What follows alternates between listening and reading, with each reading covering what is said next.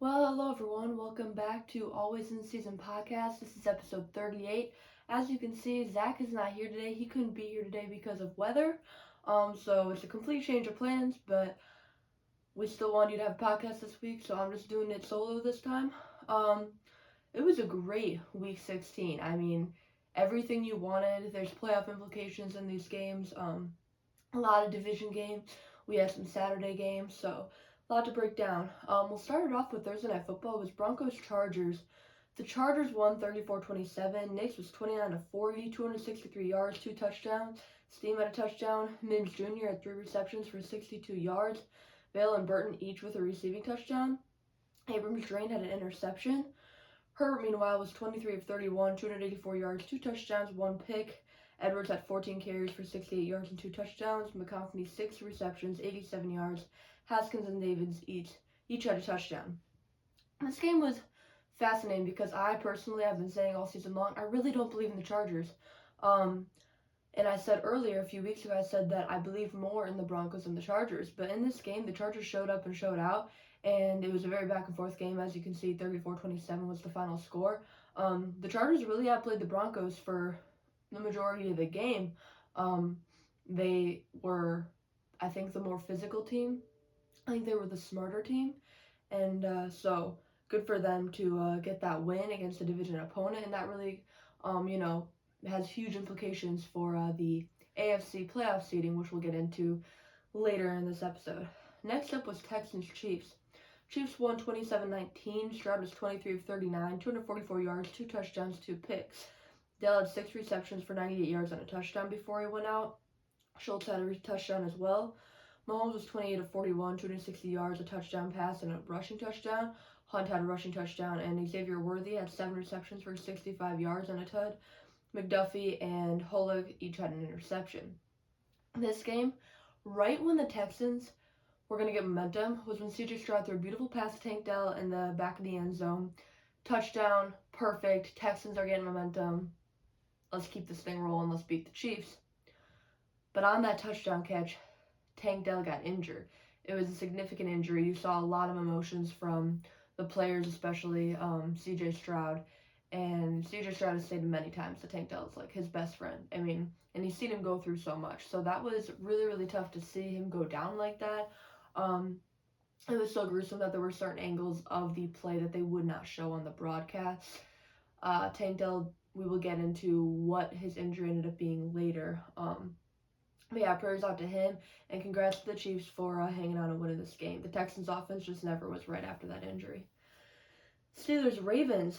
This was a game that a lot of people were looking forward to, and a lot of people were picking the Steelers. They were saying it's not even a rivalry anymore, the Steelers have the Ravens number, kind of like a Packers-Bears thing recently, But the Ravens came out and shocked the world, 34-17 Ravens. Wilson was 22 of 33, 217 yards, 2 touchdowns, 1 pick. Austin had 4 receptions, 65 yards. Patterson and Pruitt each had a touchdown, Fitzpatrick with a pick. Lamar Jackson was 15 of 23, 207 yards, 3 touchdowns, 1 pick. Henry had 24 carries for 162 yards. Zay Flowers had 5 receptions for 100 yards. Andrews, Likely, and Bateman each had a touchdown, and Humphrey with an interception.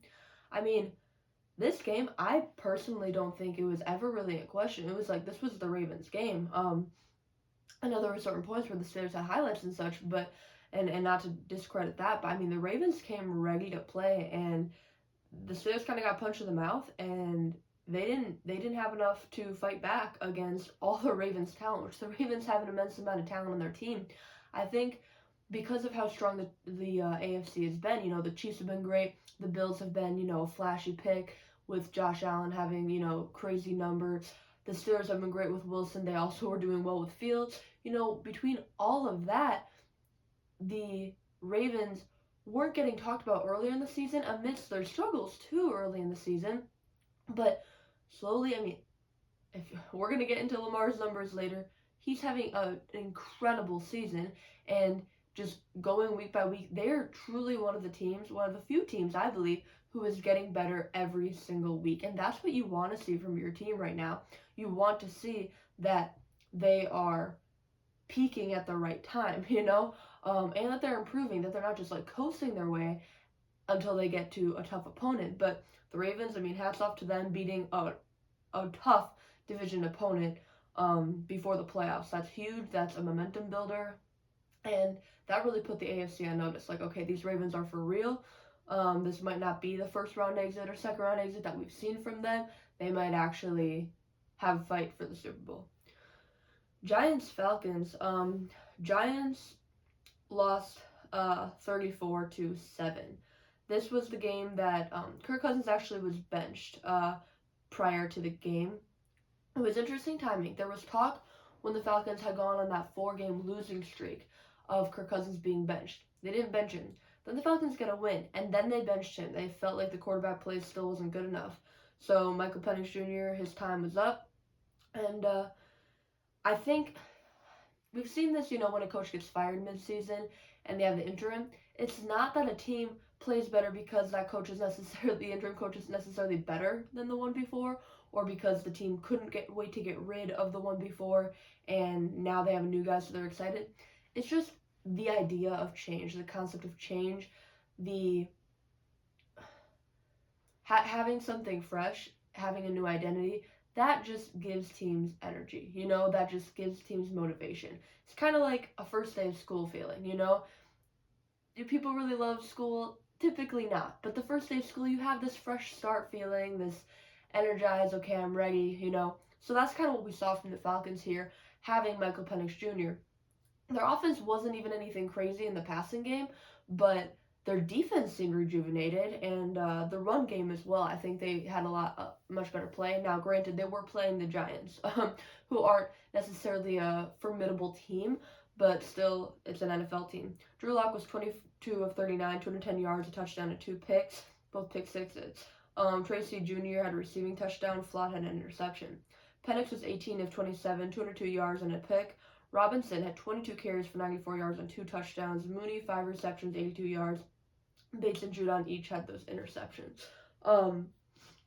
So yeah, the hats off to the Falcons. Congrats to Michael Penix Jr. his first win. Didn't get any passing touchdowns or any touchdowns for him, but he did have 202 yards and overall pretty clean game. He did have that one pick, but I mean, you see how these rookies have been, who started right out the gate or started a little bit into the season, and he just had to jump right into it, and overall I think he looked really poised out there, and I think the team really believed in him, and Kirk Cousins is the ultimate leader. I mean, you wouldn't really want to sit behind anybody else. Like, if you could pick any quarterback to sit behind when it comes to being just a great leader, a great mentor, a great supporter, I'm going to have your back no matter what, no matter who's the starter, Kirk Cousins is that guy, and Penix attested to that too.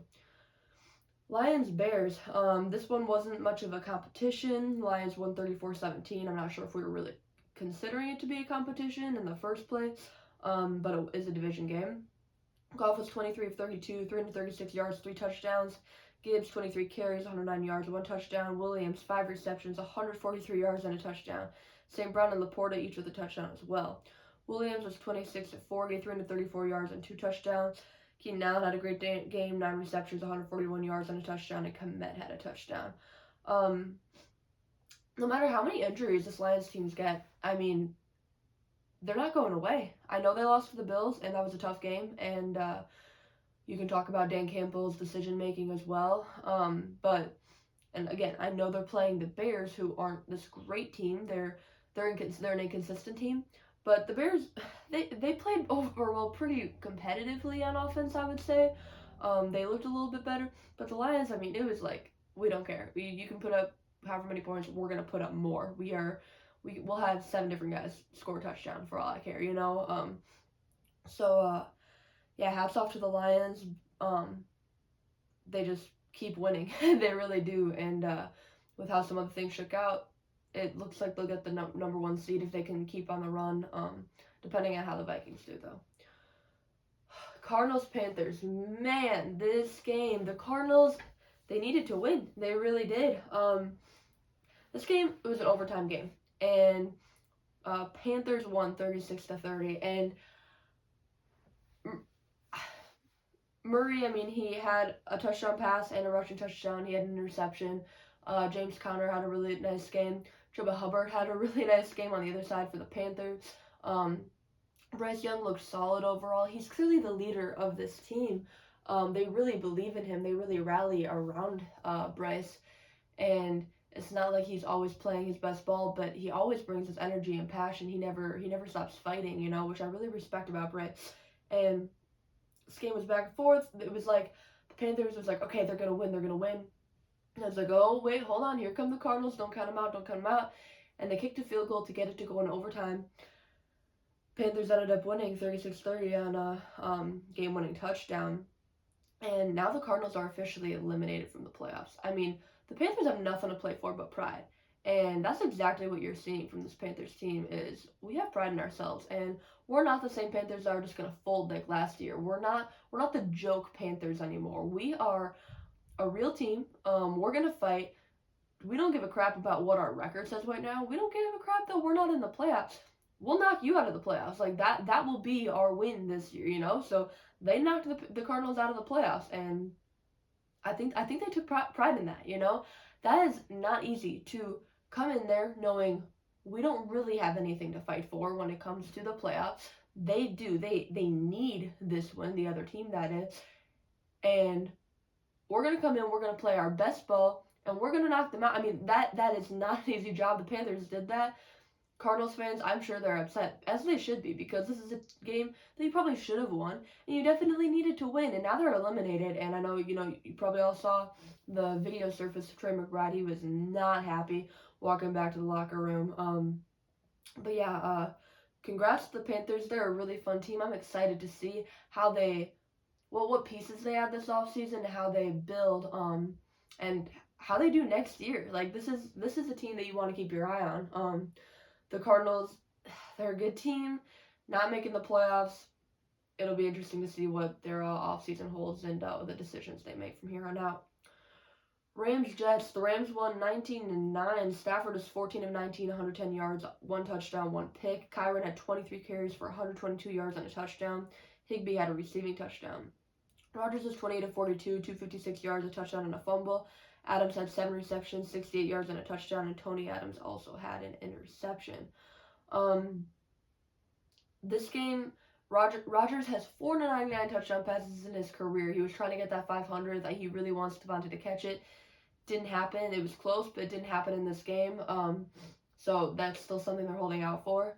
The Rams didn't look great. Now, we've talked about how the Rams might be a scary team, or they are a scary team.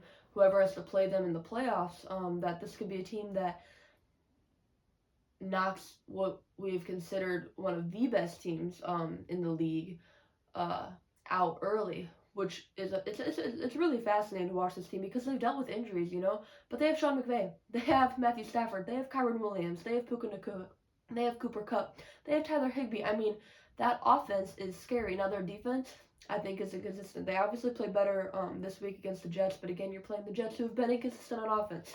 They've been inconsistent as a whole. So it's hard to judge, but yeah, the Rams, I mean, you don't want to take them lightly, and they are likely going to host a playoff game. So whether it's, the Packers or the Vikings, it's likely going to be one of those two teams going to LA. You got to play your best game to beat this Rams team. You really do. This isn't some easy first round matchup. Okay, like this Rams team's for real. The Jets, meanwhile, this is just kind of pathetic. I think. I mean, Anders did miss some kicks. Even if he made all of his kicks, they still would have lost score wise. He missed an extra point and a field goal. The Rams kicker also missed an extra point. Cardi, but yeah, the Jets, I mean, it was like they had all this hype after last week, Oh, we gotta win. Okay, well, you beat the Jags. This is a different type of team coming in there this week, and you didn't have that same energy. You didn't have that same fight. Yeah, so the Jets have a lot of questions, obviously, and they have a lot of disappointment, for this season because this is not at all what people were expecting. And with the Jets, it's like every year we just keep saying, we'll just wait for next year. And how long are they going to keep saying that, before they can actually be like, oh, this is the year we've been waiting for. Eagles Commanders. A lot of people would say this was the game of the week. This was a fun one. usually whoever wins the turnover battle wins the game. Not always, but that is typically how it goes because turnovers are a momentum changer. Turnovers are a field position changer. Um, and a lot of teams, I mean, the best teams capitalize off of turnover and all of that. But this game is different. Commanders won 36-33. Pickett, no, Jalen Hurts did start this game, but then he went out with a concussion early. So Pickett came in, and I was impressed by Pickett. I mean, there's some Eagles fans who were like, "Oh, that's the reason we lost. We'd have a backup quarterback," which I get. Like, it does change things. It 100% changes things. But Pickett's not the reason you lost. You know, it's not like he, got strip sack, fumble, touchdown for the Commanders, or he was throwing a bunch of picks, or he was just missing guys. He looked very clean out there. He was 14 of 24, 143 yards, touchdown, and a pick. Barkley had 29 carries, 150 yards, and 2 touchdowns. Brown had 8 receptions for 97 yards and a touchdown. Blankenship and Gardner Johnson each had an interception. Daniels was 24 of 39, 258 yards passing, 81 rush yards, 5 touchdowns, 2 picks. Zacchaeus had 5 receptions for 70 yards and 2 touchdowns. McLaurin had 2 touchdowns. Crowder had 2 touchdowns, and Luvu had an interception. This game, a lot of people are going to blame this Eagles loss, on Devontae Smith. Pickett threw a great pass in the red zone to Devontae Smith. It could have been a possible walk-in touchdown. If not, you're at least setting it up where you can kick a field goal or you can even just kneel it and run out the clock. But he dropped it. He did. And Commanders went down. Jane Daniels, he said, "All right, I'm putting this team on my back. This is my game. I am not a rookie anymore. Don't look at me as a rookie anymore. I'm for real in this league."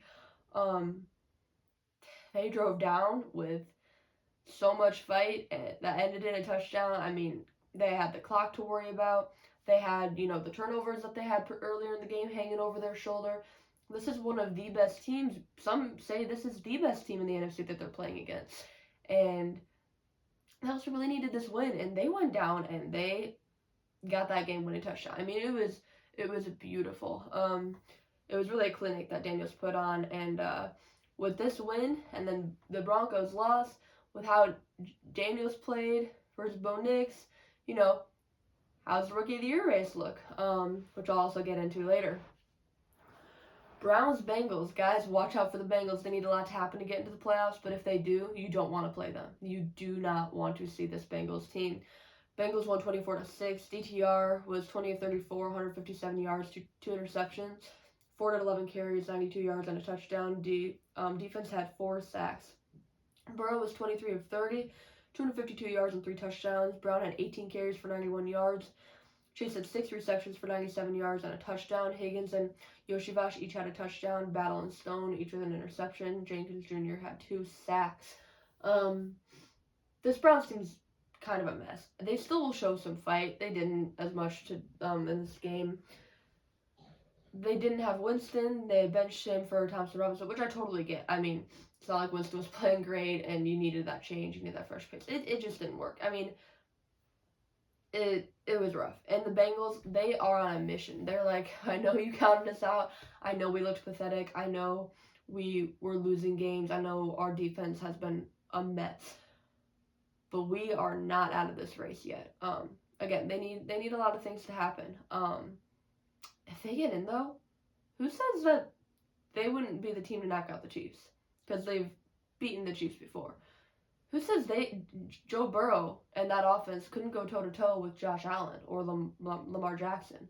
I mean, you think the Texans are going to want to host the Bengals right off the bat? Absolutely not. I mean, the Steelers, division game, the Steelers just lost to the Eagles, and then they lost to the Ravens. I mean, this Bengals team is scary. Again, they need a lot to get into the playoffs. If they do,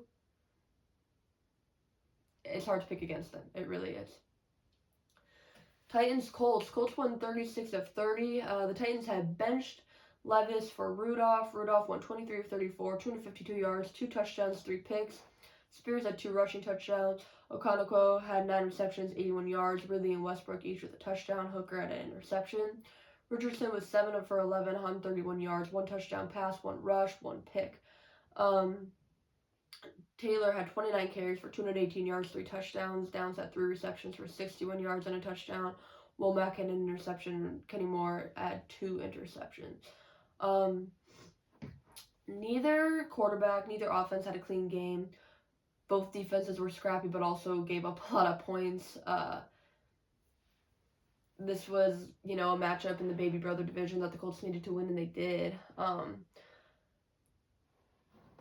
I think you see flashes from the Colts. I think the Titans, it's you don't have a solid quarterback on that team, and I think Mason Rudolph is a formidable backup. I think Will Levis could be a fine backup, but neither of these guys are your future at quarterback.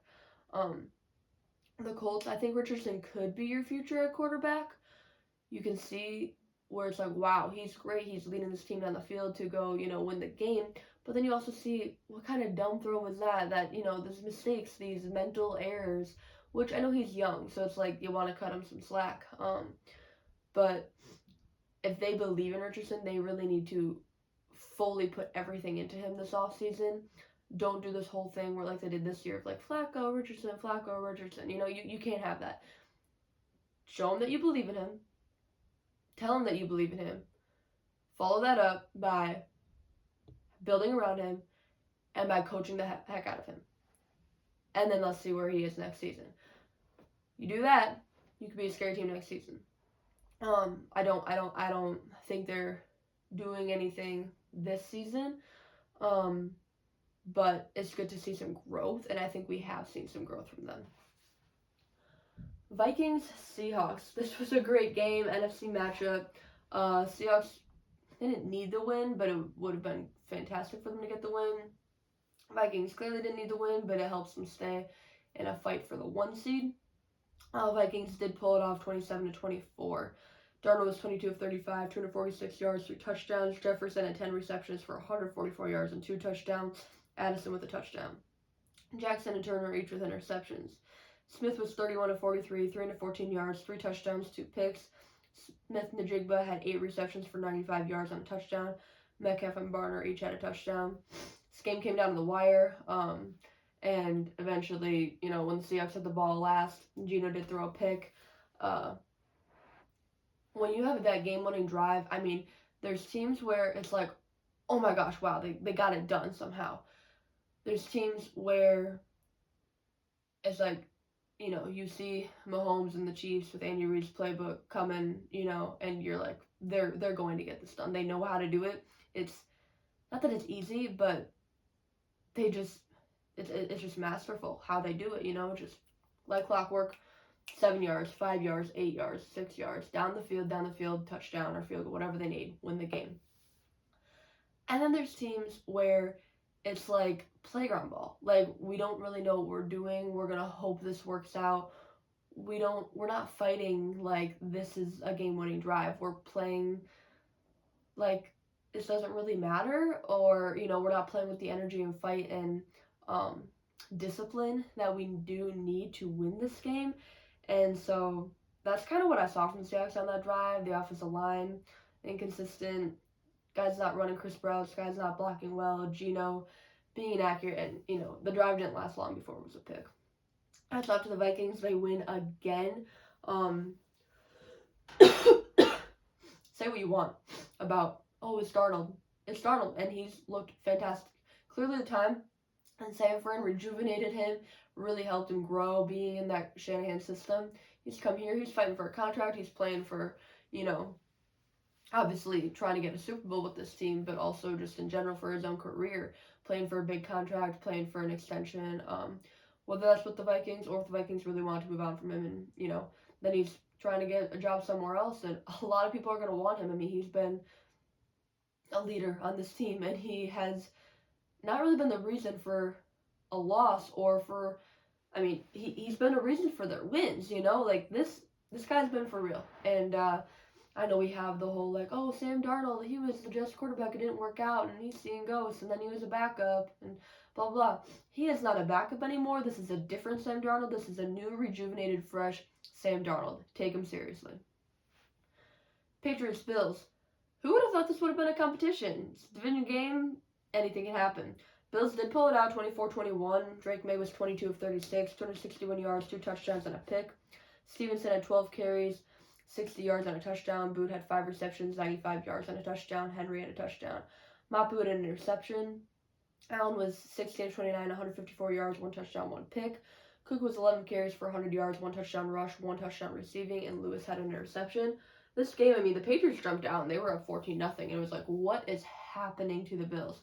Bills came back, they fought back and forth game.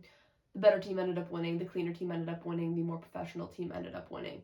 The Patriots, though, this is a fun team. They're kind of like the Panthers in a way, but for the AFC, like, they don't really stop fighting. You're seeing some promise. You're seeing some growth. You have your quarterback. Stick with this head coach. You know, they fight for him. They really do. They came in ready to play. I mean, it was like they weren't scared of this Buffalo Bills team that people should be scared of, you know? I know they didn't win, but credit to the Patriots and them putting up that fight that they did. But the Bills, they showed why they're one of the better teams. They're finishing games. They can get punched in the mouth, but they're still going to come back and beat you. They're never out of it. Jaguars, Raiders. Raiders won 19-14. Jones was 25-39. 247 yards and a touchdown. Bigsby, 12 carries, 50 yards and a touchdown. Brian Thomas Jr., he is for real. 9 receptions, 132 yards and a touchdown. O'Connell was 24 of 38, 257 yards. Abdullah and Madison each had a rushing touchdown. Bowers was 11 receptions for 90 yards. This game wasn't a game that really mattered, but when it comes to number 1 overall pick, it kind of did. The Giants now have sole possession. The Raiders, they don't care. They want to win, and they did.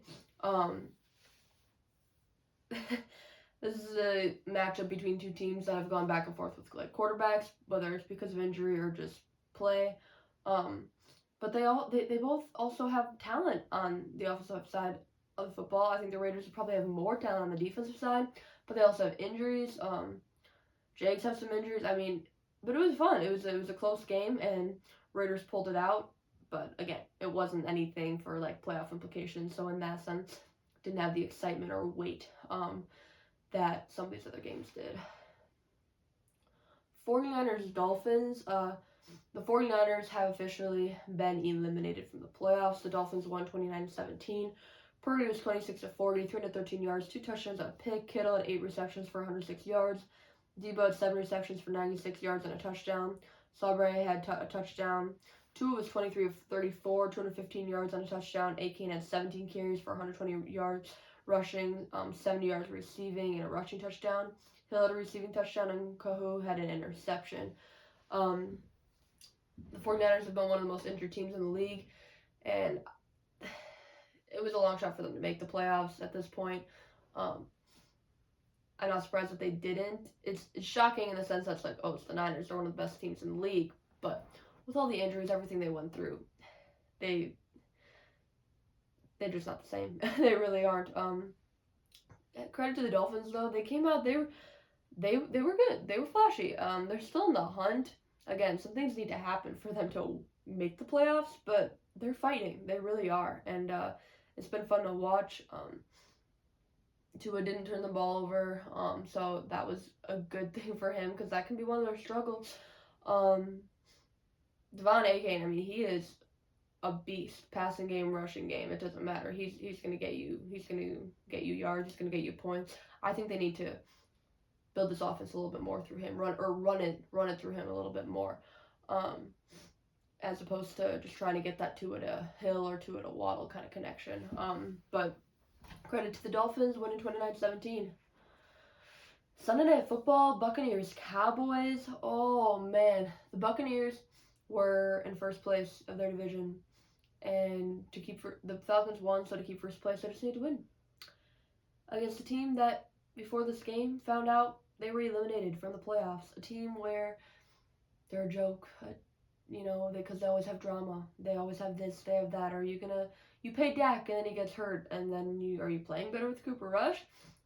Mike McCarthy, you should be fired. Oh, well, they're fighting under you, and should you be fired? Jerry Jones, you're always going to say something, that's making headlines. The Cowboys won this game 26-24. Mayfield was 31 of 43, 303 yards, 2 touchdowns and a pick. The pick should not go on his stats, just letting you know. If you didn't see it, It was a perfect pass. Receiver caught it, and defender like stripped it from him as they were going to the ground. It was a wild interception. Even on the broadcast, they were saying they haven't really seen one like that. Irving had 16 carries for 68 yards and a touchdown. McMillan and Miller each had a touchdown. Rush was 26 of 35, 292 yards, a touchdown. Elliott had a touchdown. Lamb had 7 receptions for 105 yards. Tolbert with a touchdown and Lewis with an interception. This Cowboys team was playing as if they were the ones fighting to, keep the one first spot in their division or, fighting for the playoffs. They weren't. The Buccaneers were, and that offensive line and that defense was rough for the most part in that game. It was disappointing for the Bucs. The Cowboys showed so much fight, and they pulled out this win. Maybe they should keep McCarthy. The quarterback thing is fascinating. I'm not saying it's a quarterback competition now or quarterback controversy, but this team's rallying around Rush, and this is not dissing Dak at all, but I think it does show that McCarthy's a good coach. If they're not giving up, even though they're eliminated and even though their quarterback's down, they're still fighting to win, And now the Bucs,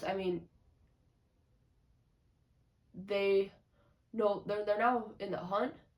They no longer are in sole possession of their division. The Falcons are, and they need some things to happen to win. Now, I do think their schedule's more favorable than the Falcons, but it's not going to be.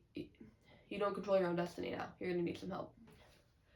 And for Monday night, Saints-Packers. Packers won 34-0. It was the first shutout of the NFL season.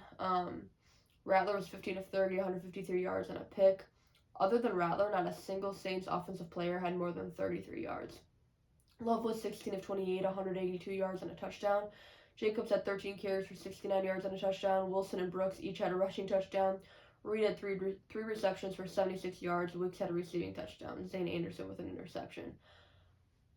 This was never a competition. The Packers came out and was like, oh, touchdown, 7-0. Oh, touchdown, 14-0. Oh, touchdown, 21-0. Like, it was never a fight. And even when the Packers kind of took their foot off the gas on offense, or that rhythm, then a big play would happen. Or, their defense would force a turnover, just, force punts. And Brendan McManus making all the kicks, 55-yarder, 46-yarder. It didn't matter. He was money every time. It wasn't even like they were like, oh, is that going to make? Right down the middle. Packers looked great. Packers were scary. This is what they needed to do because the Saints, they have some injuries. Okay, I am not taking that away. They have some injuries. They have a rookie quarterback out there. They have an interim head coach. All of that. The Packers needed to win this game, but they didn't just need to win it. They needed to win it handily. They needed to play 4 quarters of solid football in all three phases, and they needed to win this convincingly, and that's what they did. And now, because they did that, people are like, okay, this Packers team is for real. They play the Vikings next week. They need to win that game, I believe. They clinched the playoffs last night, so it's not like they need to win it to make the playoffs, but they need to win it to show, okay, it's not that we're just beating teams that we should be. We're beating the best of the best because we're competing with the best of the best because we are the best of the best, That's what they need to do. Credit to this Packers team. They look fun. They look energized. They look together. And they also have some injuries of their own. Christian Watson went out in this game. Jacobs was hurt, but they did end up sitting him for most of the second half. Jerry Alexander's been out. Quay Walker was out. Javon Bullard is out. Evan Williams is out and will be out for some time. So they have some injuries as well. 2 significant players. And they keep fighting. This was a fun game for the Packers, not for the Saints, but it was a really pretty scene at Lambeau Field with snow on the ground, people ice skating. It's a beautiful place in Green Bay. Game balls. Offensive game ball, I'm giving it to Jonathan Taylor. Like I said, he had 3 touchdowns, over 200 yards. He was a monster. He willed that team to the win against the Titans. Defense, I'm giving it to the entire Packers defense for the first shutout of the 2024 season. I think that's really, really cool, especially without Jair Alexander. That's impressive. And without Quay Walker, guys just keep stepping up for them. And I'm gonna give the coach of the week to 2 different coaches, similar situations, Mike McCarthy and Dave Canales. You came in there with teams that didn't have anything to play for. You were not going to make the playoffs. You were already eliminated from the playoffs. And you were playing against teams who needed to win. The Panthers were playing against a team who needed to win to stay in, and the Cowboys are playing against a team who needed to win to be able to control their own destiny. And you came in and you beat those teams. You showed more fight than they did. You showed more teamwork than they did. You outcoached them. You outplayed them. You were more physical than them. All of it. So hats off to those coaches. For fantasy, my personal best, Hubbard with 32.5 points, Connor with 26.6 points, and Kittle with 18.6. Personal worst, McLaughlin with 7, Commanders D with 7, and Love with 11.48. Overall best, Jaden Daniels at 34.42, Jonathan Taylor 39.8, Jim Hubbard 32.5, Jefferson 36.4, Thomas Jr. 28.2, Bowers at 20.9, Falcons D at 26, Aubrey and Sanders each 21. Overall worst, Rattler with 4.92, Singletary 1.2, Brian Thomas Jr. 2.1, Marcus Robinson 0, Coker 2.8, Pitts 1.7, Ertz 2.2, Bears and Titans D both had -5, and Hopkins had 0. For some weekly news, the Ravens released Deontay Johnson. The Texans picked him up. It will help fill the void of Tank Dell. It's also Johnson's 4th team this calendar year. He was with Steelers, Panthers, Ravens, and now Texans. The Deontay Johnson thing is weird. He was fine with staying on the Panthers. Like, he kind of wanted to stay on the Panthers. They still traded him, which I get. But then they traded him to the Ravens. I mean, that's a team that most people would want to go to. He didn't seem to want to go there. He didn't want to play. He got suspended. They ended up releasing him. And now he's going to be with the Texans. Excuse me. I'm assuming the Texans would have picked him up if they felt he wouldn't play for them. So I hope he does. They need another guy out there. The Texans have dealt with so many injuries at wide receiver, and now with Tank Dell being out for the rest of the season, and who knows how long, this is a good pickup. Chargers signed safety Eddie Jackson. The NFL has flexed the Vikings-Packers game to 3:25 or 4:25, depending on what time zone you're in. Cowboys-Eagles is now noon or 1 p.m. Eastern time. Myles Garrett became the first player to 100 sacks before age 29. He just keeps breaking records. Tank Dell, his injury, he dislocated his kneecap and tore his ACL along with additional damage. He will undergo season-ending surgery. The Packers activated tight end Luke Musgrave.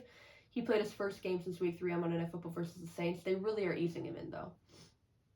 Jalen Hurts got a concussion early in the game against the Commanders. We'll see what his status is for against the Cowboys and just the rest of the season. Chargers open a 21-day practice window for running back J.K. Dobbins and placed defensive back Marcus May on IR.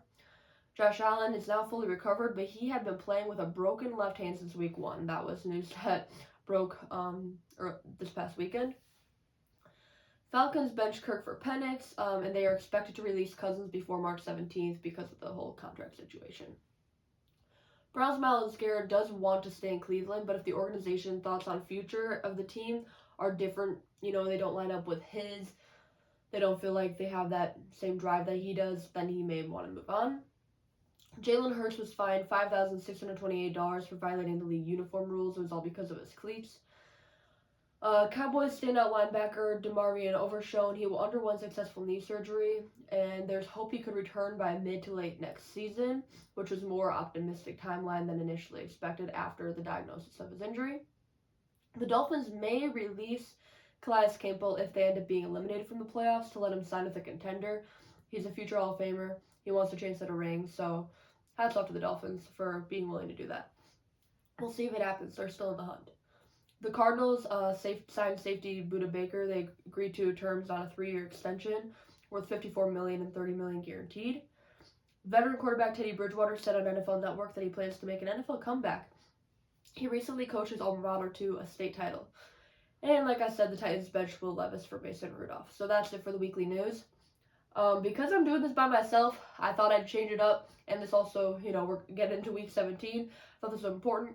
I'm going to get into some playoff talk, some in the hunt talk, some elimination talk, rookie of the year, MVP, and then previewing week 17. So I'll take a break and we'll get to that next.